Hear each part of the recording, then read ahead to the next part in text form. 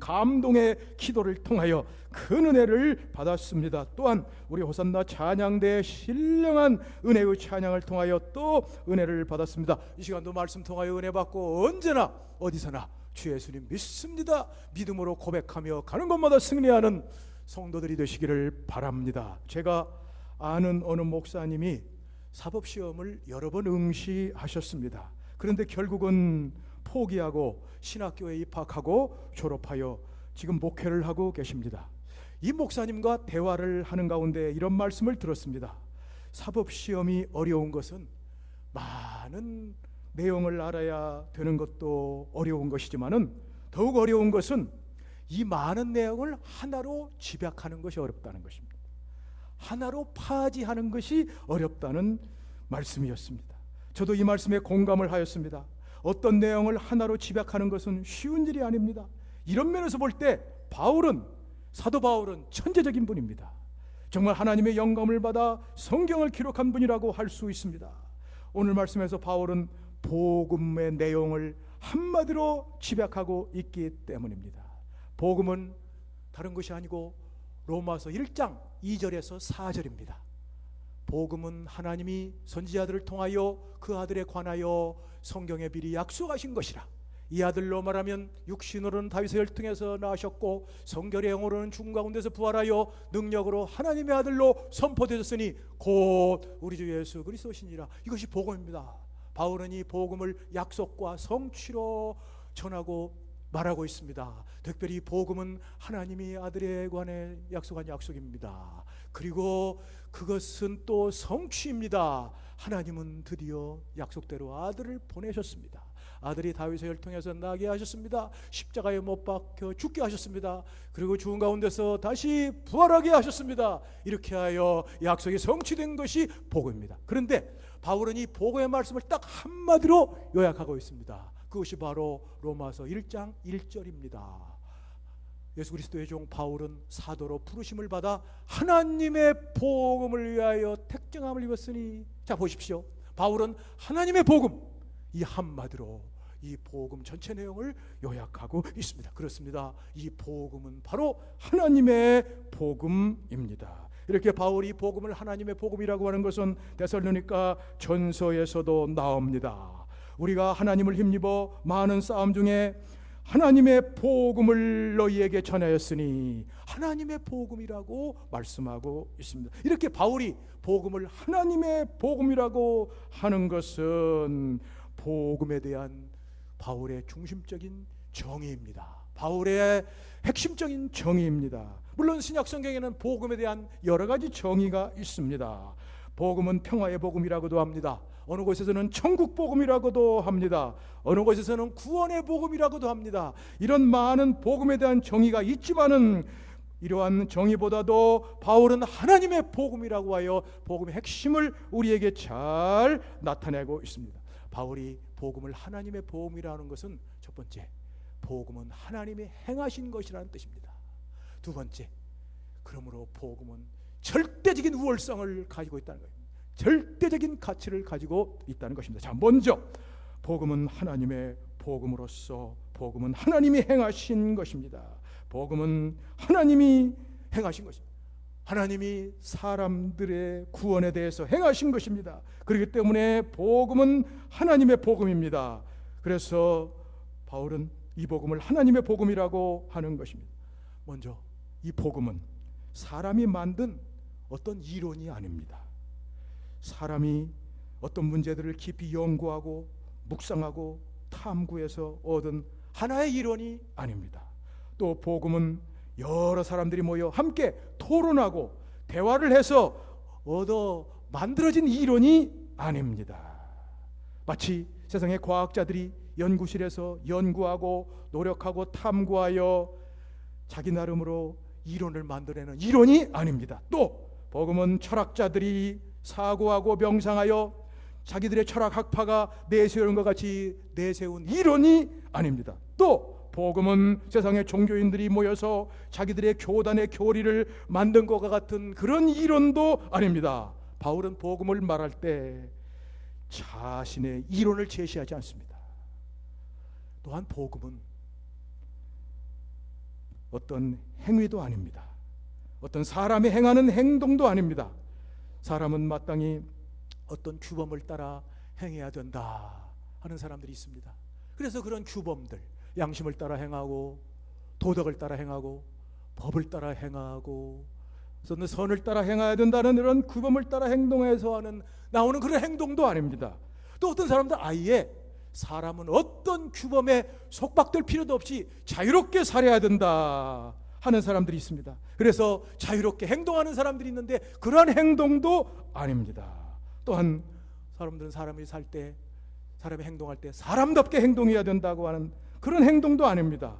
또 어떤 사람은 사람의 차원을 넘어 사람은 천사같이 행동해야 된다고 말을 하는데 그런 행동도 아닙니다. 바울은 복음을 말할 때 자기가 어떤 행동을 해야 하는지를 말하지 않습니다. 그럼 복음은 무엇입니까? 복음은 사람에 맞는 이론도 아니고 사람들이 행하는 행동도 아닙니다. 복음은 하나님이 행하신 것입니다. 바울은 복음을 말할 때 하나님께서 무엇을 행하셨는지를 말합니다. 바울은 이렇게 말하고 있는 셈입니다. 나는 복음을 말하고 있는데 내가 말하고 있는 복음은 사람이 무엇을 행하였는 것이 아니라 하나님이 무엇을 행하였는지에 대해서 말하는 것이다. 이것이 복음이다. 복음은 하나님이 무엇을 행하셨는지가 바로 복음이다. 이런 의미에서 바울이 복음을 하나님의 복음이라고 하는 것입니다. 이렇게 복음이 하나님이 행하신 일이라는 것은 복음에 대한 정의 로마서 1장 2절에서 4절에도 나오고 있습니다. 복음은 하나님이 선지자들을 통하여 그 아들에 관하여 미리 약속하신, 성경에 약속하신 것이라. 이 아들로 말하면 육신으로는 다윗을 통해서 나셨고 성결의 영으로는 죽은 자 가운데서 부활하여 능력으로 하나님의 아들로 선포되었으니 곧 우리 주 예수 그리스도시니라. 자, 여기에서 바울은 하나님이 약속하셨다고 합니다. 그리고 하나님은 그 약속대로 그 아들을 보내셨다고 합니다. 그 아들을 다윗의 자손으로 나게 하시고 십자가에 못 박혀 죽게 하시고 다시 부활하게 하셨다는 것입니다. 하나님은 행동하시고 행하시는 것, 이것이 바로 복음입니다. 복음이 바로 하나님의 행위하신 것, 행동하신 것이라는 것은 갈라디아 4장 4절에도 나옵니다. 때가 참에 하나님이 그 아들을 보내사 여자에게 나게 하시고 율법 아래 나게 하신 것은 율법 아래 있는 자들을 속량하시고 우리로 아들의 명분을 얻게 하려 하심이라. 잘 보십시오. 먼저 하나님은 아들을 보내시기로 계획하셨습니다. 그리고 언제 아들을 보내시느냐 때를 작정하셨습니다. 그리고 그걸 기다려 오셨습니다. 그리고 때가 되자 하나님은 그 아들을 보내셨습니다. 여자에게 나게 하셨습니다. 동정녀 마리아에게 나게 하신 걸 말합니다. 율법 아래 나게 하셨습니다. 바로 예수님이 태어나신 이스라엘 세계를 말합니다. 거기는 율법을 지키는 율법의 세계인데 그 나라에 태어나게 하신 것을 말하고 있습니다. 이렇게 하나님은 행하십니다. 하나님이 행동하신 것, 그것이 복음입니다. 복음이 하나님이 행동하신 것이라는 것을 우리들에게 확실히 알게 하신 것은 고린도 후서에도 나옵니다. 하나님이 죄를 알지도 못하신 자로 죄를 삼으신 것은 저희 안에서 우리의 하나님의 의가 되려 하심이라고 말씀을. 자, 하나님은 아들을 죄로 삼으셨습니다. 하나님은 우리를 죄에서 구원하시게 하여 그 아들을 이 땅에 보내셨습니다. 그리고 34년 동안 살게 하시다가 예수님을 십자가에 못 박혀 매어 달았습니다. 그것이 바로 예수님을 죄로 삼으신 것입니다. 우리 죄로 인하여 십자가에 못 박혀 형벌을 받아야 되는 우리들, 이대영 자매님 복음의 기도처럼 우리가 십자가에 못 박혀 형벌을 받아야 되는 것이지만은 하나님은 우리 죄를 대신하여 아들을 죄로 삼으셨다고 말씀하고 있습니다. 이렇게 한 이유는 바로 우리로 하나님의 의가 되려 하는 것입니다. 하나님의 의를 우리에게 주셔서 우리로 하나님의 아들로 의롭게 살도록 하시는 것. 복음은 하나님이 행하신 것입니다. 복음이 하나님이 행하신 것이라는 걸 확실히 말해주는 것은 복음 중에 복음, 요한복음 3장 16절입니다. 하나님이 세상을 이처럼 사랑하사 독생자를 주셨으니 이는 저를 믿는 자마다 멸망치 않고 영생을 얻게 하려 하심이라고 했습니다. 하나님은 아들을 세상에 주셨습니다. 독생자를 주셨습니다. 바로 이것은 여러 가지 과정을 포함합니다. 하나님이 아들을 낳게 하신 것을 말합니다. 아들을 십자가에 못 박게 매달은 것을 말합니다. 아들을 부활시킨 것을 말합니다. 이런 구원의 전 과정을 말합니다. 이렇게 함으로 하나님은 이 죄악으로 죽게 된 세상을 구원하시고 세상을 사랑하신 것입니다. 이것은 하나님이 하신 것입니다. 복음은 하나님의 행동입니다. 하나님의 행위입니다. 복음이 이렇게 하나님이 행하신 것이라고 말하는 것은 저 누가복음 1장에도 나옵니다. 마리아가 예수님을 잉태하고 나서 저 친척 세례 요한의 아버지 사가랴의 집을 찾아갔을 때 그 안에 세례 요한의 어머니 엘리사벳이 나왔습니다. 엘리사벳을 보고 마리아가 이렇게 말했습니다. 능하신 이가 내게 큰 일을 행하셨으니. 마리아는 자기가 하나님의 아들이신 예수님을 잉태한 것은 하나님의 아들을 보내어 세상을 구원하시게 하신 하나님의 큰 일이라고 했습니다. 능하신 이가 나에게 큰 일을 행하셨으니. 이 성경 구절을 가지고 작사한 찬송이 바로 615장 그 큰 일을 행하신 주께 영광이라는 찬송입니다. 파니 제인 크로스비 여사가 성경 찬송에 나오는 모든 찬송을 가장 많이 작사한 이 여사께서 이렇게 찬송을 했습니다. 그 큰 일을 행하신 주께 영광, 이 세상을 사랑해 주오셨네. 우리 죄를 위하여 죽으시사 그 영원한 생명문 여시었네 라고 이렇게 찬양을 했습니다. 그 큰 일을 행하신 주께 영광, 이 세상을 사랑해 주오셨네. 우리 죄를 위하여 죽으시사 저 영원한 생명문 여시었네. 우리 저 높이세 귀한 말씀 듣고 우리 저 높이세 모두 기뻐하며 주 예수님 힘입어 하나님께 그 행하신 큰 역사 찬양하세. 복음은 하나님이 행하신 일입니다. 하나님이 행하신 큰 일입니다. 그러므로 복음이 있는 것은 언제나 하나님께 찬양이 올라갑니다. 하나님께 영광이 올라갑니다.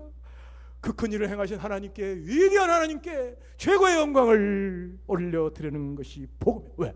복음은 하나님의 복음이기 때문입니다. 다음에 복음은 이렇게 하나님이 행하신 것이므로 절대적인 우월성을 가집니다. 복음은 이 세상에서 가장 우월합니다. 가장 뛰어납니다. 가장 위대합니다. 이 세상의 어느 것도 복음과 비교할 수 있는 것은 아무것도 없습니다. 복음보다 우월한 것은 어디에도 없습니다. 이 우주 안에 복음보다 뛰어난 것은 어디에도 없습니다. 복음은 이 우주에서 절대적으로 우월합니다. 절대적으로 높습니다. 절대적으로 위대합니다. 오늘날 이 복음이 너무 많아서 복음의 가치가 제대로 인정받지 못하고 있습니다. 여기에도 복음, 저기에도 복음, 복음이 너무 많습니다. 그래서 복음의 가치가 가리워져 있습니다. 마치 옛날에 아프리카의 원주민들에게 있었던 다이아몬드와 같습니다. 아프리카의 원주민들이 다이아몬드를 가지고 이것으로 공기놀이를 하고 있는 것을 서양 사람들이 보고서 그들에게 초콜릿을 주면서 바꾸자고 했습니다. 그래서 그들은 그걸 바꿨습니다. 그러자 서양 사람들은 이 공깃돌을 더 가져오면 초콜릿을 더 많이 주겠다고 했습니다. 너도 나도 집안에 있는 다이아몬드를 원석을 가져와서 열심히 바꾸었습니다. 그들에게 다이아몬드는 다른 돌과 같은 돌일 뿐 그 가치를 몰랐습니다. 오늘날 다이아몬드 같은 복음이 초콜릿과 같이 값싸게 취급되는 것은 안타까운 일입니다. 그러나 이것은 사람들이 마치 아프리카 사람들처럼 복음을 몰라서 그런 것이지 그렇다고 복음의 가치가 없어지는 것은 아닙니다. 복음은 절대적인 가치를 가지고 있습니다. 복음은 절대적인 우월성을 가지고 있습니다. 복음은 이 세상의 어느 것과도 비교할 수 없는 무한한 가치를 가지고 있습니다. 복음은 하나님의 복음이기 때문입니다. 바울이 복음을 하나님의 복음으로 말하는 것은 복음은 이 세상의 어떤 다른 것들과 차원이 다른 절대적인 우월한 것임을 말하려는 것입니다. 복음은 다른 것들과 그 가치를 비교할 수 없는 절대적인 가치를 가지고 있는 것을 말하려고 하는 것입니다. 복음이 이렇게 다른 것들과 비교할 수 없는 절대적인 가치를 가진 것은 요한계시록에서도 나옵니다. 요한계시록 14장 6절에 보니까 또 보니 다른 천사가 공중에 날아가는데 땅에 거주하는 자들 곧 모든 민족과 족속과 방언과 백성에게 전할 영원한 복음을 가졌더라. 영원한 복음입니다. 이 말씀에서 복음은 영원한 복음이라고 합니다. 복음은 영원함으로 다른 것들과 비교할 수 없는 절대적 우월성 가치를 가집니다. 이 세상에 있는 모든 것들은 영원하지 않습니다. 이 세상의 학문도 과학도 필요한 것이지 중요한 것이지만 그건 곧 없어집니다. 이 세상에 도덕도 필요한 것이지만 그것도 사라집니다. 이 세상의 종교들도 필요한 것이지만 그것들도 사라집니다. 그러나 복음은 영원합니다. 그래서 천사가 땅에 있는 모든 백성들에게 날아가면서 하는 얘기가 영원한 복음이라고 이렇게 선포를 한 것입니다. 복음이 이렇게 절대적인 우월성을 가치를 가진 것을 바울이 디모데에게 말합니다. 디모데야, 복음은 복되신 하나님의 영광의 복음이다.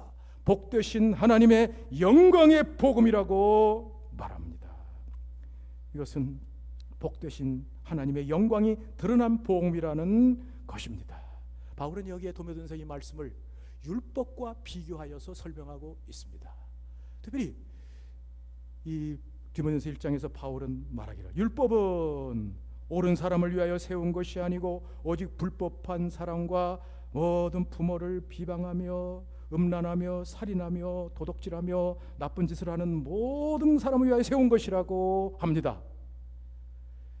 이 율법에 대해서 복음은 복되신 하나님의 영광이 드러난 복음이라고 합니다. 율법도 약간의 영광이 있습니다.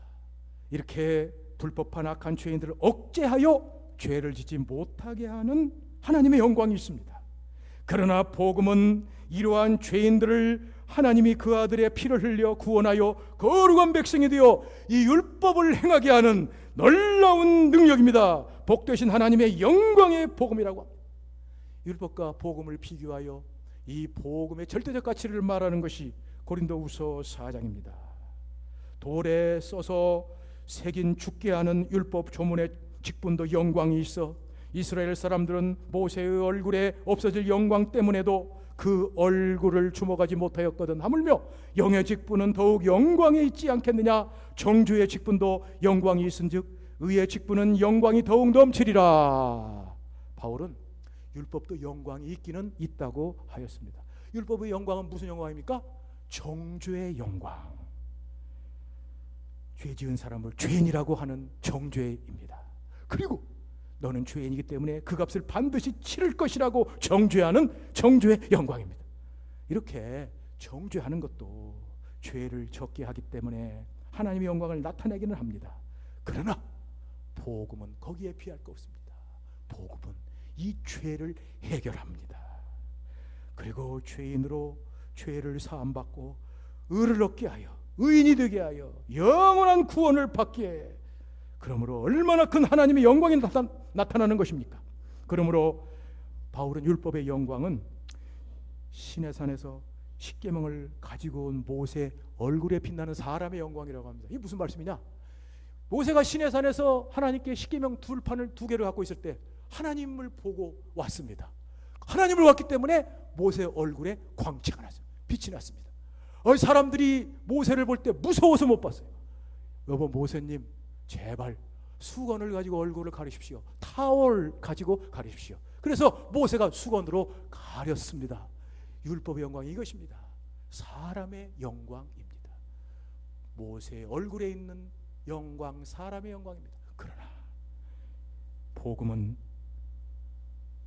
이런 사람의 영광이 아닙니다. 복음은 하나님의 아들이요 하나님이신 예수님의 얼굴에서 빛나는 영광입니다. 그분이 십자가에 죽어 구원을 이루고 부활하여 그 영광이 나타난 하나님의 얼굴에 나타난 하나님의 영광이라고 바울은 말하고 있습니다. 복음은 위대합니다. 복음은 절대적입니다. 복음은 절대적인 우월성을 가집니다. 이런 복음의 하나님 복음으로 절대적 가치를 알고 난 다음에 바울 사도는 자기가 가진 모든 것들이 배설물이 되었습니다. 자기에게 유익하던 것이 해가 되었습니다. 바울은 이렇게 빌립보 3장에 고백합니다. 그러나 무엇이든지 내게 유익하던 것을 내가 그리스도를 위하여 다 해로 여길 뿐더러 또한 모든 것을 해로 여김은 내 주 예수 그리스도를 아는 지식이 가장 고상함을 인함이라. 내가 그 안에서 발견되려 함이니라고 했습니다.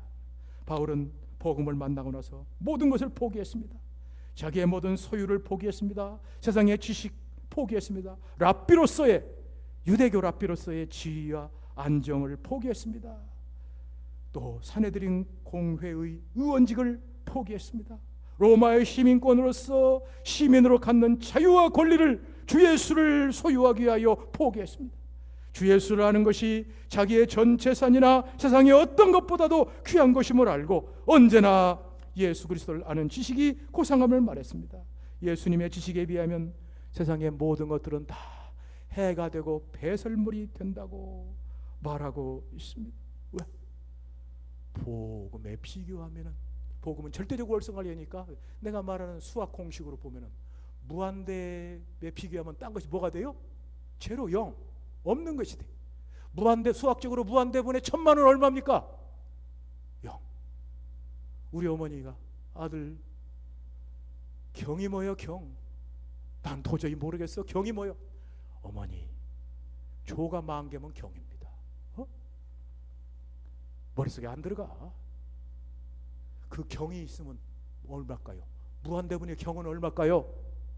제로. 수학 선생님 물어보십시오. 복음의 비연이 다 해로 여기고 배설물로 여겼습니다. 복음은 그러므로 우리가 짧은 인생 살면서 그것을 위해서 살고 죽을 수 있는 바로 그것입니다. 저 덴마크의 위대한 철학자 키에르케고리 이렇게 말했습니다. 온 세계가 무너진다고 하더라도 내가 꽉 붙들고 놓을 수 있는 바로 그것, 내가 그것을 위해 살고 그것을 위해 죽을 수 있는 그것 찾아야 된다. 아니, 한 번 가는 인생, 한 번 살다 가는 인생인데 그 인생에 내가 그걸 위해 살고 죽을 수 있는 그것 찾아서 그렇게 살아야지 인생이 가치 있지. 그것도 못 찾고 이리 갔다 저리 갔다 이것 찾다 저것 찾다 하면은 어떻게 눈을 감겠느냐. 게르케르 이 말은 오늘날 많은 사람들에게 도전을 줍니다. 한 번뿐인 인생 살면서 정말 생각 없이 살다 죽는다면 얼마나 후회가 되겠습니다. 그런데 그것을 위해 살고 죽을 수 있는 그것이 바로 여기 있습니다. 바로 하나님의 복음입니다. 하나님의 복음을 발견한 바울은 바로 그것을 위해서, 아니 바울뿐 아니라 초대교회 99% 성도가 다 그렇게 살았습니다. 로마서 14장을 보십시오. 우리가 살아도 주를 위하여 살고 죽어도 주를 위하여 죽나니 사나 죽으나 주의 것이로다. 이를 위하여 그리스도께서 죽었다가 다시 살아나사 산 자와 죽은 자의 주가들. 보십시오. 우리가 그 로마 교회 바울 모든 성도들이 다 살아도 주를 위하여 살고 죽어도 주를 위하여 죽고 이렇게 했습니다. 바로 그 복음의 가치를 알았기 때문 하나님이 나를 구원하시기 위하여 그 아들을 약속하셨고 드디어 때가 되어 그 아들을 보내셔서 다윗의 혈을 통해서 나게 하시고 십자가 박혀 죽게 하시고 다시 살게 하여 우리를 구원하시고 영원한 영생 복락 멸류관을 주신 이 복, 기쁨으로 살게 하였던 것입니다. 특별히 미국의 유명한 복음성가 작곡가가 있습니다. 조지 비벌리 쉬어입니다. 이분은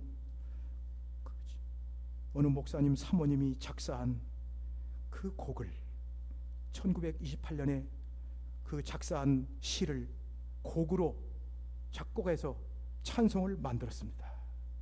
그는 한때 돈과 명예가 약속된 직업을 택할 뻔했습니다. 그러나 이 찬송 가사에 큰 감동을 받아 세상의 모든 것을 버리고 복음성가 가수로의 삶을 살기로 결심하고 평생을 빌리그레암 목사와 더불어 세계를 다니면서 복음을 전하는 사명을 다했습니다. 집회마다 그는 이 찬송을 불렀습니다. 이 찬송을 듣는 모든 사람들이 눈물을 주르르 흘렸습니다. 그래서 이 찬송의 별명이 눈물의 찬송이라는 별명을 얻게 되었습니다. 영국의 왕과 왕비가 미국을 방문했을 때 바로 이분이 특송으로 나와서 이 찬송을 불렀습니다. 미국의 해병대가 남태평양 군사작전을 승리하고 고국으로 돌아왔을 때 감사의 고백으로 이 찬송을 불렀습니다. 가사의 내용을 살펴보면 예수 그리스도가 세상에서 가장 귀하신 분이므로 이 세상 모든 것을 다 포기한다 해도 오직 그분만을 포기할 수 없고 그분만을 섬기고 그분만을 사랑하겠다는 신앙 고백이 담긴 찬송입니다. 바로 우리 찬송 94장에 있는 주 예수보다도 귀한 것은 없네입니다. 주 예수보다도 귀한 것은 없네. 이 세상 부귀와 바꿀 수 없네. 영죽을 내 대신 돌아가신 그 놀라운 사랑 잊지 못해 세상 즐거움 다 버리고 세상 자랑 다 버렸네. 주 예수보다도 귀한 것은 없네. 예수밖에는 없네. 주 예수보다도 귀한 것은 없네. 이 세상 부귀와 바꿀 수 없네. 영축은 내 대신 돌아가신 그 놀라운 사랑 잊지 못해 세상 즐거움 다 버리고 세상 자랑 다 버렸네. 주 예수보다도 귀한 것은 없네. 예수 밖에는 없네. 이것이 교회에 나오는 것입니다. 이것이 직분을 받는 것입니다. 이것이 예수 믿는 것입니다. 이렇게 귀하게 살 수 있는 것은 바로 복음이 하나님의 복음이기 때문입니다. 사랑하는 성도들, 우리 모두 이 복음을 설교하는 8번의 설교 시간에 오늘 2번째 설교 시간에 계속해서 이 복음으로 충만한 성도가 됩시다. 복음으로 충만한 교회가 됩시다. 늘 복음이 충만해서 구원의 감격과 기쁨과 감동이 울러나오며 무엇을 해도 기쁘고 즐겁고 무엇을 해도 평안하고 기뻐하며 무엇이든지 감사가 넘쳐서 가는 곳마다 승리하는 여러분 되시기를 예수님의 이름으로 축원합니다. 주여 주님 감사합니다. 오늘도 저희를 사랑하셨어 복음이 하나님의 복음인 것을 깨닫게 하신 것 감사합니다. 바울 같은 은혜를 주시옵소서. 예수 그리스도의 종 바울은 사도로 부르심을 받아 하나님의 복음을 위하여 택정함을 입었어요. 우리도 바울처럼 하나님의 복음을 위하여 일꾼된 것을 감사하며 남은 생에 복음을 위하여 씩씩하게 살아가는 우리 성도들 되야, 아니 어린아이부터 노년까지 모든 삼성의 성도들 될 줄 믿사옵고 예수님의 이름으로 기도하옵나이다. 50장 우린 헌금 드리겠습니다.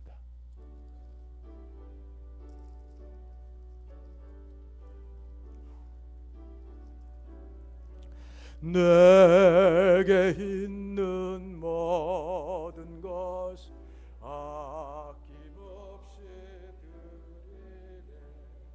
사랑하고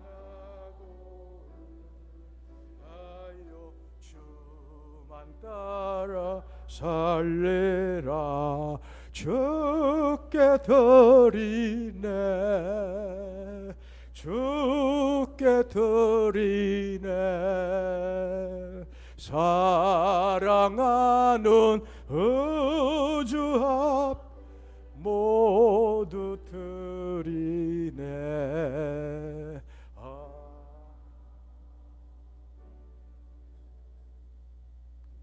오늘 이렇게 귀한 11조 헌금, 선교 헌금, 청학 헌금 드렸습니다. 감사 헌금 온 성도들의 기도와 후원으로 중고등부 청년부 수련회를 잘 마치게 됨을 감사합니다.